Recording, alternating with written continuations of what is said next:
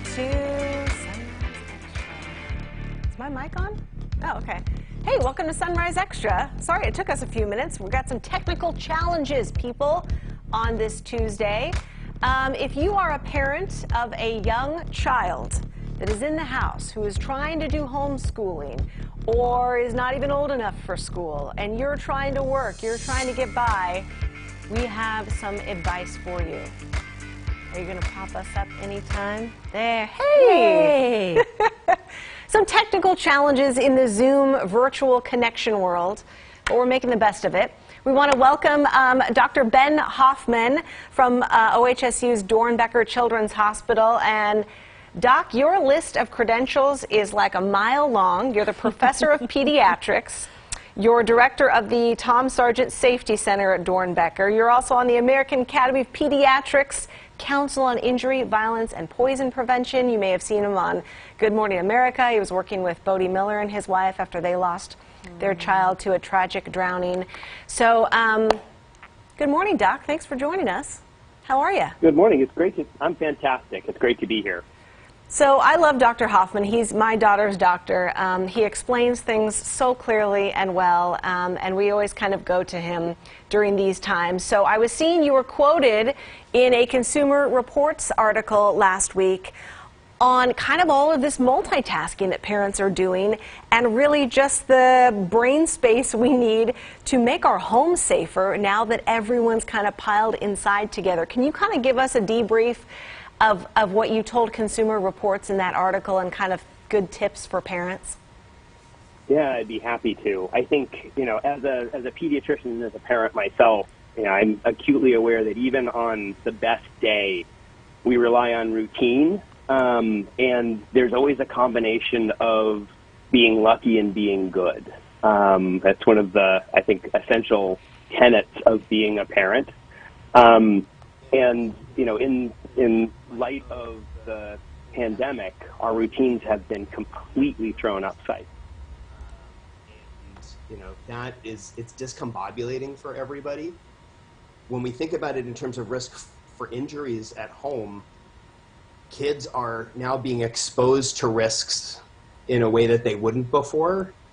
They're around medication, they're around all, furniture and open windows and stuff that they may not have been as exposed to before when they were at school or involved in activities. And for parents, we're being asked to assume roles that we don't normally do, being a teacher, being a constant supervisor, trying to work from home. And so our attention is divided, and that can be an opportunity, a recipe for disaster. Kids exposed to stuff, around stuff, the level of supervision is different, the routine is different, and it just takes a second for bad things to happen. So being as prepared as possible is where we want people to be. Because you were outlining, I'm sorry, accidents with little button batteries, or if you are lucky enough to have a swimming pool or even, a bath or a pond, and you look away for a second and, at a time when kids normally would be, in preschool, daycare, or at school, just all of these different risks. And we were hearing, and I'm sure calls to poison control centers have gone up, I think it says, more than 50% in March. But they couldn't make a direct correlation to whether that's, tied to the pandemic. But I could only imagine. What are some examples of things that we really need to kind of make sure are safe before you sit down and do some work? So I think in addressing issues in the home in general, rule number one is that everybody's home is a little bit different, and the risks are going to be different. As you mentioned, if you have a swimming pool, that's a constant threat to a child, especially to impulsive toddlers. And we know that, for example, with domestic swimming pools, a four-sided fence with a locking gate can decrease the risk of drowning by about 50%. This would be a hard time to get a gate and fence installed, but this is the time to do it. We think about drowning, we think about falls, we think about furniture and TV tip-overs, ingestions and poisonings, and the risk is going to be different, as I said, in every home and for every kid based on age and level of impulsivity and that sort of stuff. One of the things we see this time of year, especially in Portland, and today is that kind of day because it's going to be close to 75, are window falls. We know that screens are really good at keeping insects out. They only support about 10 pounds worth of force. And so even a small child pushing on a screen can pop it out. And parents and caregivers need to recognize that they are not protection for anybody from the inside.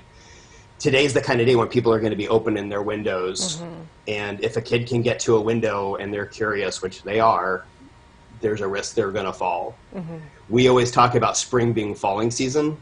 And in the Portland metro area, just at Dornbecker, we'll have about 50 kids a year hospitalized. Oh, gosh. So completely preventable. So, doctor, I'm the kind of parent I was and probably still am. I like to have a checklist because there are so many things that you mentioned that people should be checking, parents, grandparents, while they have children at home. Is there a resource that you could recommend where people could go and kind of get the scope of what we need to be watching for at home? Yeah, one of the things that I can suggest is the Tom Sargent Safety Center at Dornbecker. We have an amazing staff there.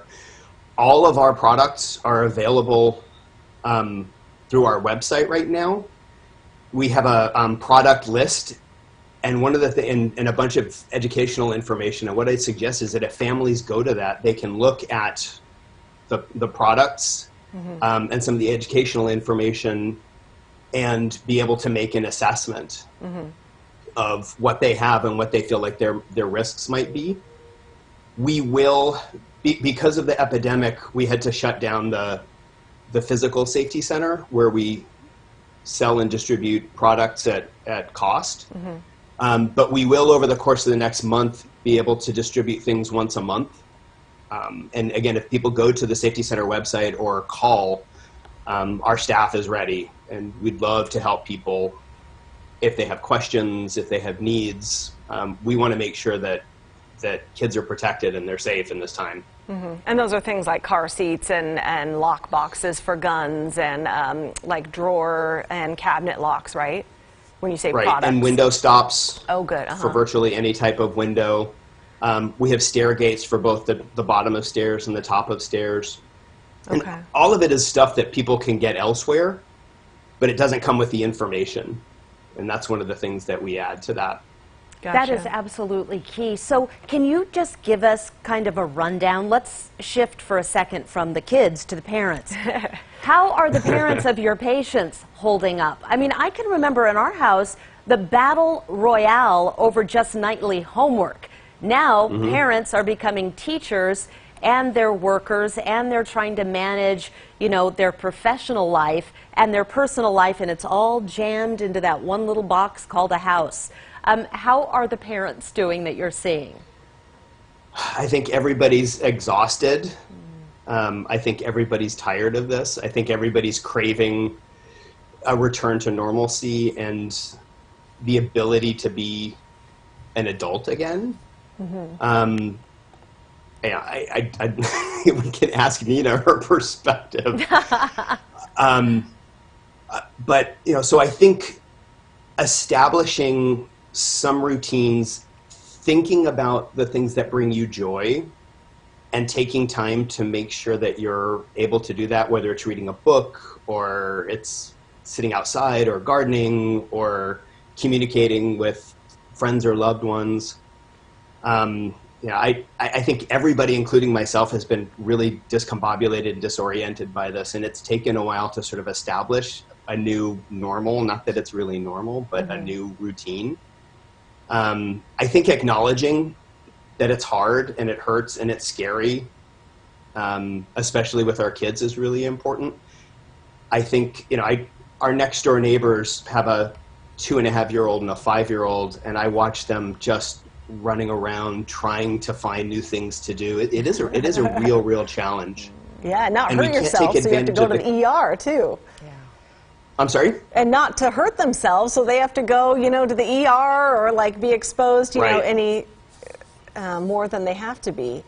I wanted to ask you, absolutely. We had an upcoming appointment with you, and now they've gone kind of all virtual, and she's fine, and so we decided, we'll just wait till the next one.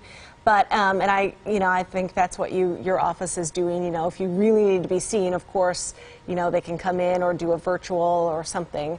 But I wanted to get your take on what do you think about the little preschool that we are going to have planned to send her in a little over a month. Said they will be opening back up June 1st. I've heard, other daycares and preschools have stayed open for essential workers, firefighters, medical officers, things like that. And obviously regular school is canceled until fall. What's your gut as a doctor of when parents are like, boy, should I send my kid back to, to little summer school or house school going to look in the fall? How do you kind of feel about that? Well, I think the first thing is we need to figure out where we are in the course of the epidemic. And I don't want to get into talking about testing and all of the complications around that, but I think we do need more testing to understand sort of what the landscape looks like and to be able to think about what the risk is. As you mentioned, there are a lot of parents and caregivers who don't have an alternative. They're essential workers, whether they're healthcare or in service industries. For somebody like you, if you have an option, I think it's a question of your need, your husband's need, the family's need, and then what the risk actually looks like at that time. Mm-hmm. It still feels to me that June 1st may be a little bit aspirational, but it might be fine.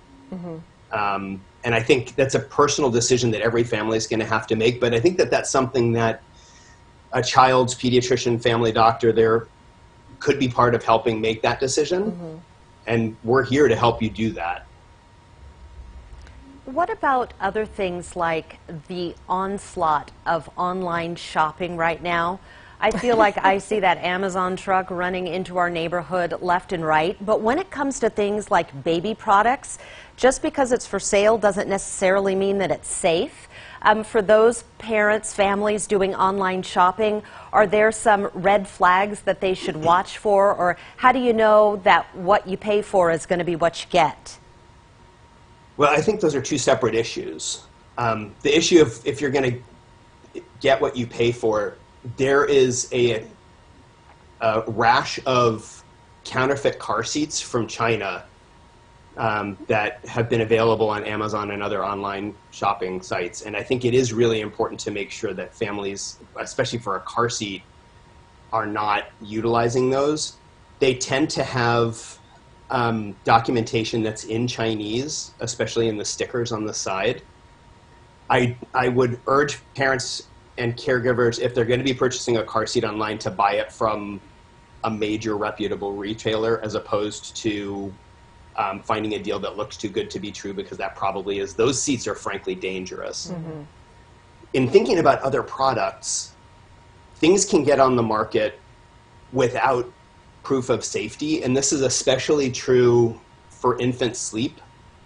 We've seen this play out with the issue of the inclined sleepers, mm-hmm. the Fisher-Price Rock and Play, mm-hmm. which was on the market for about a decade. And has been responsible for the deaths of at least 73 kids and has subsequently been recalled. When we think about safe sleep, there are a ton of products out there. Sleep is a really big deal for families, but the key thing to remember is that it's going to be really hard. It's going to be exhausting.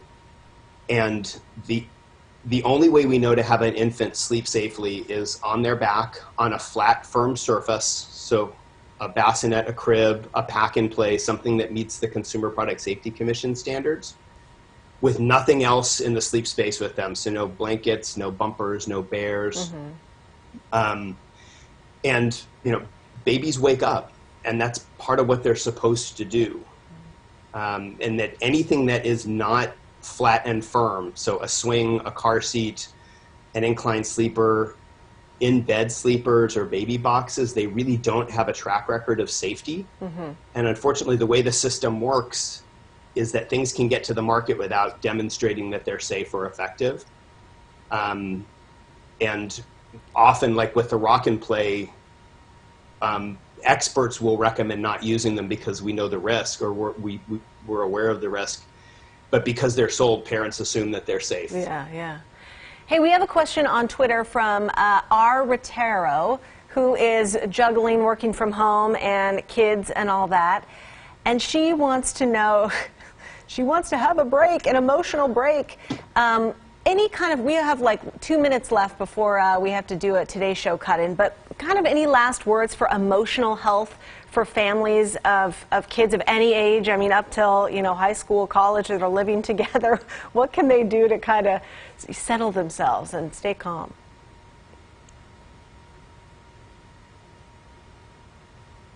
I apologize for that. I think it's a question, hold on. Oh, we can still hear you. Oh, you can? Okay, Yeah. I apologize. Go ahead.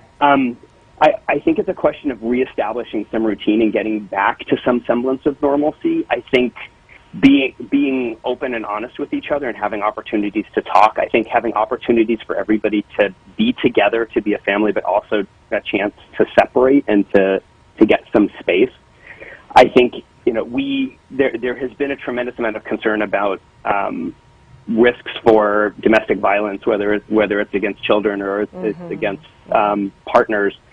And, you know, knowing that there are resources out there, if someone does sort of get to the edge of safety, and I think just finding ways, again, to bring joy back to your life, to think about what it is that makes you happy and carve out some time every day to try and be able to get there, whether it's engaging with families and loved ones or activities or even just going for a walk. You know, I think we need to be smart and safe, but at the same time, we need to take care of ourselves, and we can't forget that. And I think, you know, with the lockdown and parents having to be everything, I think it's really, really hard. Yeah, and I feel you. Always helps, Yep. yeah. Dr. Ben Hoffman Yep. from OHSU, thank you so much for waking up early with us and answering some questions. We really appreciate it. I will see you at the next appointment, whenever that may be, in person. But be Sounds well. awesome. Yeah, thank you so much. Bye, you guys. We'll see you tomorrow.